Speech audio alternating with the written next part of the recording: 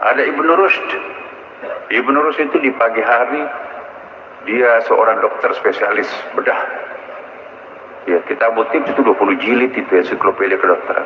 Di siang hari dia sebagai seorang filosof, dia menulis syarah annotation terhadap kitab-kitabnya, buku-bukunya Plato dan Aristoteles.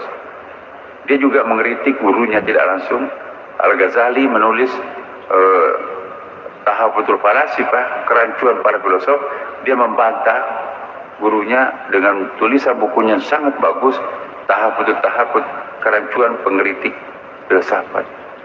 Di sore hari dia seorang qadi, menulis buku Bidayatul Mujtahid 2 jilid, fikih perbandingan mazhab, bahkan mazhab kelima pun ditulis di dalamnya, mazhab Syiah, Syiah Saidiyah, Syiah Imamiyah. Nah itu dia. Di sore hari, malam hari dia seorang sufi, ya.